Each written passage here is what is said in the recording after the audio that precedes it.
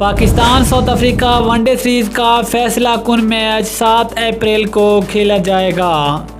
खेले जाने वाले तीसरे और आखिरी वनडे मैच के लिए पाकिस्तान की टीम में बड़ी तब्दीलियां।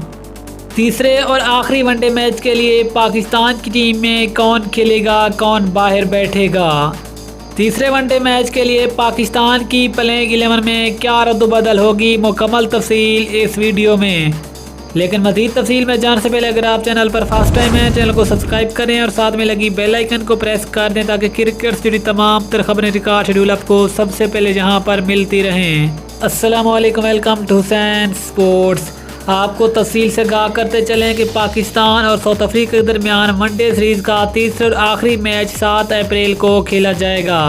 इससे पहले दोनों टीमों के दरमियान सीरीज 1-1 से बराबर है, जिसमें पहले वनडे मैच में पाकिस्तान ने कामयाबी हासिल की थी, जबकि दूसरे वनडे मैच में साउथ अफ्रीका ने पाकिस्तान को शिकस्त देकर सीरीज 1-1 से बराबर कर दी। अब तीसरे वनडे मैच के लिए पाकिस्तान की प्लेइंग 11 में 4 बड़ी तब्दीलियों का इम्कान है।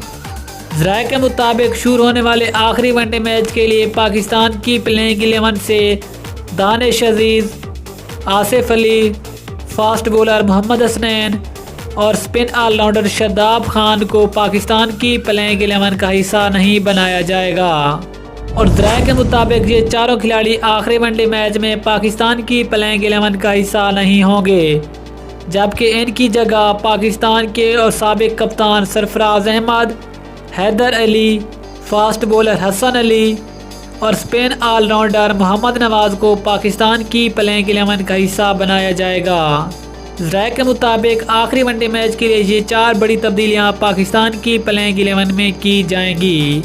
दोस्तों, आपके ख्याल में क्या ये वाली तब्दीलियां करनी चाहिए? आप नीचे कमेंट सेक्शन में ज़रूर बताएं। मिलते हैं किसी अगली वीडियो में, तब तक के लिए अल्लाह हाफिज़। पाकिस्तान जिंदाबाद।